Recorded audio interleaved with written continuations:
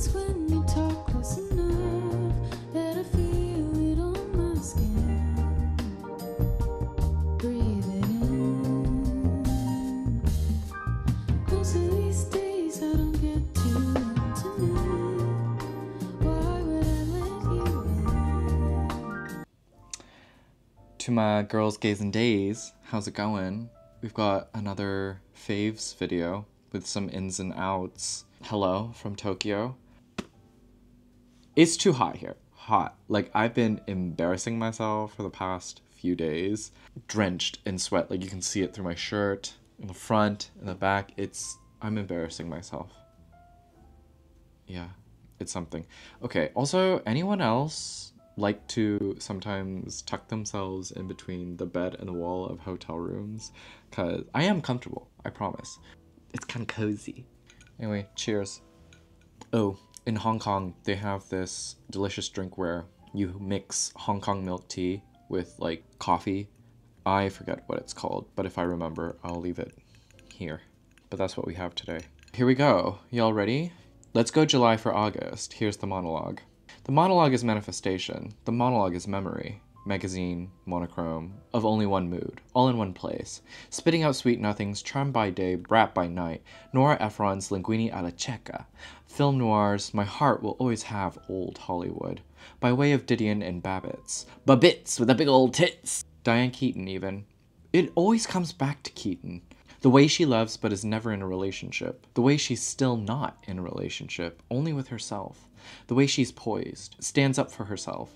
Unabashedly herself. It's okay if the white shirt isn't as white, as long as the jeans are deep blue. Ice cream. In cones, not in cups. Neapolitan. I love a threesome. I can't help but fall back into what I am, what I know. Kiss a skater boy and let the finance bro follow you. Find you exactly where you are, as you are. Let wealth follow you. Didion's packing list. Flip-flops by inspo of the row. Talk less online. How did you not know that? The internet is at the tip of your fingertips. I mean, you think you just fell out of a coconut tree? You exist in the context in all of which you live and what came before you. Hyperlinks and endless tabs. Overheat the laptop to blast the AC. Stay in, stay cool. Altman films. I want to leave a movie midway to take a piss and come back missing nothing. Because there is always you to miss. All the summers are adding up. What was then is here now. What did I say last year? Am I still saying the same thing this year? What am I repeating? What has become mantra? Habit? Am I doing well? True love isn't happening this summer, but I'll still give all that I can get. Bounce things out. Play it as it lays. There you have it. Some faves of July. Blue jeans with a white shirt. I'm currently... There you go. There you have it. White shirt, blue jeans, right there. It goes back to that Lana Del Rey song, you know? It's just the uniform of the summer, and everyone looks good in it, honestly. Number 2, Crocs. I think there will be footage of me in Crocs, but I submitted. They're so comfortable. I did like 30K steps just in my Crocs, and oh my god, absolutely amazing. I loved it so much. It's monsoon season, and so I just like put my little doggies in here without any socks. Yeah, if I'm like tossing out the trash, just like minute task. Quite sturdy and they're great. I've been wearing them religiously, I think, for the past month for the work days and weekends. Eek! Number 3, I have my Baggu Collina Strada bag. I've always wanted the medium Crescent bag, but I always felt like the shape was just too feminine for me. But with this, it worked. I don't know why. Either I've come in tune with my femininity, or I don't know. I think it's bigger, honestly, or they like redesigned it. They definitely redesigned the strap. So all my big boned folks out there, I think that's what it was. The strap was too small, but now that the strap is super long, and I love the way like it dangles like this. It's such a cute detail. And also you can see the Baggu logo with the Collina Strada name on the strap. Yeah, just the detail of the buckle there too. It's really sturdy. And also on the inside is this like fun AI generated / human created interior with 2 pockets on the inside. Astounded. You can fit so much in this. What I've always loved about Baggu is like they're so deceptively spacious. This is amazing. I've also been wearing this like religiously for the past month. It's my bag of the summer. This nylon material is water resistant and also helping with all that humidity in the air. I think they're still available online, but if anyone gets the medium crescent with the Collina Strada collab, I love the other colors, just not on me. On all my Baggu girlies out there, y'all should invest. At number 4, I have Julia. I don't know how to say her last name, so I'm just gonna leave it at Julia. Mecey. She's on TikTok, but she is her modern day prophet. Insert clip. One thing I constantly do is just think of all the things that I can love instead of the lack of love. Like, I focus on the love that I have and not the lack of love. Like yesterday, I put on a really cute outfit and I was sipping my cold brew coffee. I took a really cute selfie to post on Instagram. And I was just thinking about all the love that I do have instead of the lack of it. Because last year I used to focus so much, especially when I was talking to guys, I'd focus on all the lack of love I wasn't getting. I think what it is I'm looking for someone of the times. I'm looking for someone, the voice of our generation, you know what I mean? And she is one incredible voice. I just loved this video that she made about like, why is it that we are so quick to jump on the lack of love that we have and not just like the very simple pleasures of life and the little loves that accumulate within the things around us, so close to us? And why is it that like we tend to ignore them? She reminds me of like a Tabby Jevinson with just like the frames and the haircut. I just love her frames. They're like these fun poppy colors. Speaks to, I think, how fun and fab she is. She's fun and fab. And she has these little luncheons and little dinners that she makes for herself, little pasta dishes that just look so scrumptious. And what she talks about and talking while she's eating. Anyway, it feels like a good sit down with a friend, and you reach that point in the conversation where it gets a bit serious and it hits home and you're like, wow, I'm so glad I spent time with my friend today. That kind of feeling. Anyway, love her a lot. At number 5, we're going into media of the month. Clairo, Charm. That album has such a huge chokehold on me. Like, my Spotify wrap up, I think Thank You will be like top song of the year for me. I've played it repeatedly throughout the day. Like, I listen to it like morning, afternoon, evening. It's insane. It is just the sound of summer. It has this like really laxed, fun pop, yet a bit lethargic sound to it. That easygoing melancholy that I think was like really popular during the 70s and 80s. If you look at like those fun Paul McCartney albums, some favorite tracks off the album are Thank You, Juna, Add Up My Love, Glory of the Snow. And just like every single song is so, so good. Can't get enough of it. Can't get enough of it. We'll be bleeding into August. Speaking of, August playlist is out. It's titled Laissez-faire. I just want to, you know, laisse tomber. Just let everything go. Not be too serious about life. Love the little things. Every little bit of love. I'll take it. I'll have it. Gobble it all up. Gobble, gobble. Yeah, playlist is out. It's a fun swell of easygoing stuff. You know what? Let me take a look real quick. Just so I'm not spitting a bunch of hoo-ha.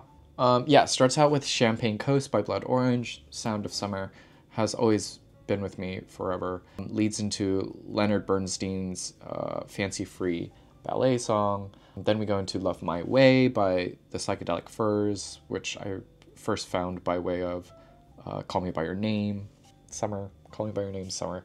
We got some Nujabes. It gets a bit clubby as well. And then we get into some Italian disco that switches up into Karma Chameleon. Everyone, that's a bop. That's a bop. It's a fun summer bop. You and your friends, have a go at it. Have a sing of it. Jamie XX just dropped a single with the Avalanches, All You Children. So obviously that's going into the playlist.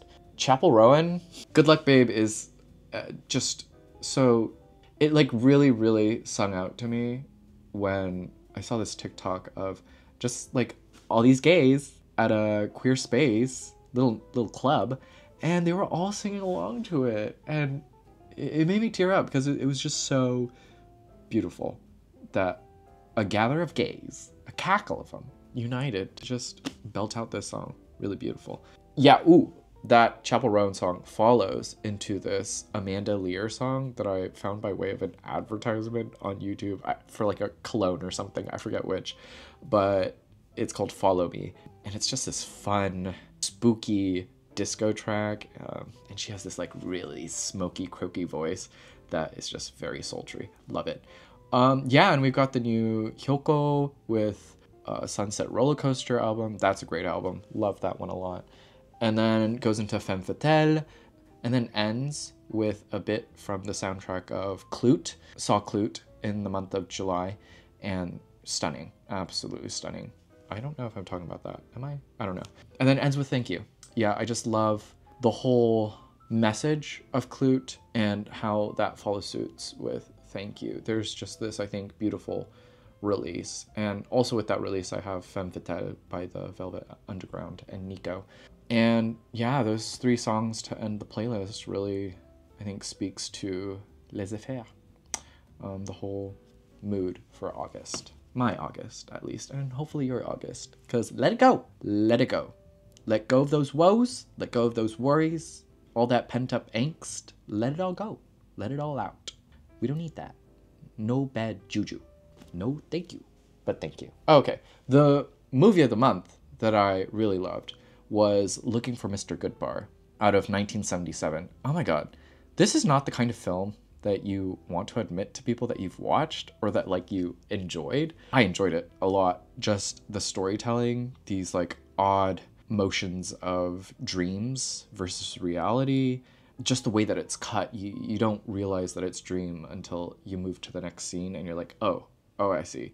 But it's about this girl who was born with scoliosis. So she's ashamed about a part of her body during sex. So I think for its time, it was trying to be anti-sex, but I think there are layers to it that made it much more complex, given that it was also at the time of the AIDS epidemic and feminism, and there were just a lot of mechanisms ongoing and not yet understood and not fully fleshed out that makes it a really expressive work as she finds sexual liberty by going out to clubs and meeting people and trying to find her own sorts of intimacy that allow her to be who she is. And who that person is Diane Keaton. Diane Keaton just adds this like gentle sensitivity to her character, and the freedom that she reaches for has this ease to it, but also this like beautiful layer of complexity. Keaton does an amazing job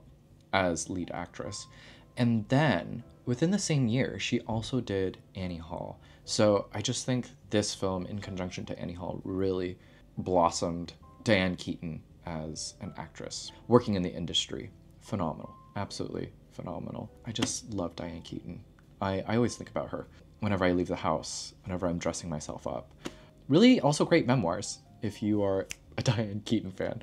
Ooh, there is a particular scene in Looking for Mr. Goodbar where she goes to a dive bar all by herself, has a glass of red wine with her, and is reading The Godfather. And then guess who shows up? Richard Gere, a young Richard Gere, very frenetic, doing like a really bad impression of James Dean, if you ask me, but it's fun. Oh god, they're just so good together, and he's just so sexy. But the movie has a very brutal end, and one that still stays with me. The film stays with you by the very end because it's so shocking and brutal and devastating. Incredible film. If anyone has seen it or is going to watch it, let me know your thoughts, because I feel like it's a film that is quite a gem now. It's buried so deep within culture that I think we forgot about it. Okay, at number 7, I have China GQ's photo shoot, Heat Stroke, with this Chinese model, and it just screams summer. There are photos of him where he's, what do you call it? Oh, sunburned. I was about to say sun bruise, y'all. Yikes. But he has this like really bad sunburn with an imprint of a tank top. And it's just so beautifully done. But I think it was just blush that they added on. And it just looks so good. there's just this, it's just really sexy, y'all. It's just sexy. It is the epitome of a sexy summer. That'll never be me. I will never achieve that, but I can appreciate it from afar. And I love it. Loving it from afar. Oh, at number 8, I'm sliding in The Little Friend by Donna Tartt. Y'all, you did Donna dirty. You seriously did Donna dirty by making this like the ugly middle child. I'm like so upset that I put this off for so long because so many people have told me that, oh, it was okay. But I think that was because they were riding off the waves of The Secret History, was just not expecting a novel like this. So good. So good. Because just the atmosphere, the characters, it's so rich. True Southern Gothic. Matthew Sharp was right. We talked a bit about this, I think in a live or something. And he had said that it was a true Southern Gothic. And it is. So true. I'm still thinking about it. It makes me feel still so icky. Like that grime and the humidity of the South. And I feel it so much still. But yeah, I think it's my favorite Tartt out of the 3 that we have. Sits at number 1 for me. So good. Y'all slept. And I'm upset. Like really good book people. Way back when, in my like undergrad writing courses, were like, Little Friend, meh. And we were like reading Joyce Carol Oates at the time too. Another Southern Gothic writer. Like, what the fuck? Flannery O'Connor too. Like, what the fuck? I'm so upset. Anyway, enough of that. Let's go into some ins. Some ins for the summer. Y'all, hand fans. It is too hot. It is way too hot. Carry a little fan with you. Being on the subway, it is so nice. I like this one a lot. It's not the most powerful. It's adequate. But this one's from Muji. What I love about it is that you can bend it so that you can place it on the table. But yeah, and it's small and compact enough. So the adequate flow of air that it has in this size, I think is just fine. USB-C charged. Carry a hand fan. It's hot out there, y'all. Hot. Okay, another in is, okay, under consumption core. I'm not a big fan of the cores. Like on TikTok, everyone have all these cores. And I'm like, no, I don't give a fuck, honestly. But under consumption core, I can fuck with that. You know why? For under consumption core, I think it's just a reminder that like, appreciate what you have, make use of what you have. You don't need to buy that new shirt. You don't need to buy that new pair of pants. You don't need to buy that new. Think about it before you purchase it if it like really speaks to you. But yeah, make use of what you already have in your closet. Another in is having a crush a month. In this gig economy, I think we can afford a crush a month. And that's it. That's all I'll allow you to have of me. Just a month. Just a month. And then I'm gonna move on. Because I can't be having you running through my mind for an entire season. For months. Half the year. No. Just a month. 1 month. 30 or so days. Another in, my last in, is reading magazines. I recently picked this up from Book Off, and it was only like $3. But yeah, I've been on the hunt for like vintage Popeye magazines. Oh god, did I just say that? This is from 2018. You can't call that vintage. I love me a burger. If anyone didn't know, I love a burger. Yeah, go out and read magazines. There is... Oh, just a few days ago. Oh my god. Hello. I'm here. I'm the subject. I'm here. Follow me, Gimbal. Okay, we're just gonna talk like this. And I get a nice armrest, which is nice. How's this? Thumbnail? What are we serving? Just a few days ago, I was reading this issue of Apartamento with an interview with King Cruel that I've wanted to read for so long. And I'm so upset because I feel like Japan's print game is a lot stronger than Korea's. Just like what they have in stock and what they carry in terms of like international publications. Japan just does a better job. And yeah, it was really cool. I've been wanting to read this interview with King Cruel, and seeing all these like little details of his apartment is just really fun. He's a hoarder, if anyone needed to know. He likes to hoard things, like little trinkets and stuff, tchotchkes. But yeah, I was just like, you know what? Magazines need more love. And, you know, there's this huge decline of the magazine a few years back, and even now, I think. But it's so sad that, you know, I used to love Purple Magazine and just a bunch of other publications that Dazed. But just like these were sources of culture that were great. Sex and the City, Carrie Bradshaw, picking up a copy of Vogue fed me more than food does or something like that. But yeah, I have an issue of Apartamento where There's Solange on the cover, and I haven't, it's still in its plastic wrap because it's like, ooh, so pretty. I don't want to open it and ruin it. But also, you know what? It was meant to be read, and I need to read it because I need to know what Solange said. I love Solange. Literary mags also in. I love the Paris Review. I want to get old editions of the Paris Review. They're just like super pricey for some reason. No apparent reason, actually. But there's one with like cherries on the cover that looks super cute. All from last year, I think. Some seasons ago. Anyway, would like to pick those up. Literary magazines are in. Be on the subway, caught reading those. Super sexy. Okay, now some outs. Let's go into some outs. Buying things that you like but not love. Y'all, I packed this. Just this like cute Bottega Veneta dupe. And I liked it on this model, but I do not love it on me. And I just need to get to this sense of self-control where I just need to like things and appreciate it for what it is. And I don't need to have it. I don't need to buy things that I like. I just need to buy things that I love. And will say, like, personal style is expensive. It's so expensive when you're on the search for, like, who you are, my identity through clothes. Oh my God. It's expensive. And it takes a lot of Pinterest mood boarding, understanding what you actually like. And yeah, I just can't be bothered anymore spending all of that money. Cause like, save it for you, save it for the future. Under consumption core. Anyway, this is one of those purchases that like, I liked it on the model. Maybe I'll insert the clip. It looks so good in it. I've been trying to embody it for the entirety of summer. I can't. I'm just not that sexy. Okay. What else is out? The heat! Climate change is real. I can't deal with it anymore. I hate the heat. It's why I left LA for the most part. But like, I don't like it. I'm just like, honestly, most of July has been spent inside with like the air conditioner on full blast because I cannot be bothered. I hate summer so much. I like the idea of summer, but in all honesty, I hate the heat.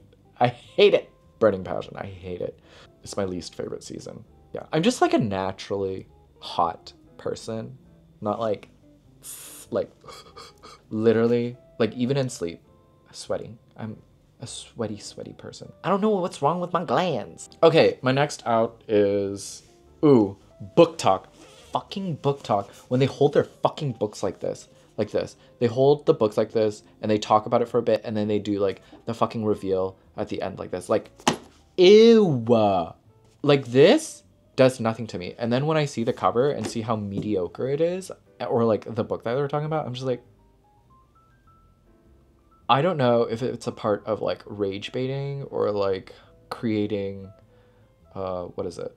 Suspense? Is that the word I'm looking for? Suspense, anticipation, a tease of some sort. No, I'm not being teased. I'm being aggravated. So it is rage baity, but it's also like, no, just give me the cover and talk about the goddamn book. Ugh, makes me so mad. I'm so done with y'all. Okay, last out is BO. I don't want to smell it, okay? I do not want to smell it. No BO, please. Please, please, please. Put on deodorant. Get the one with the aluminum.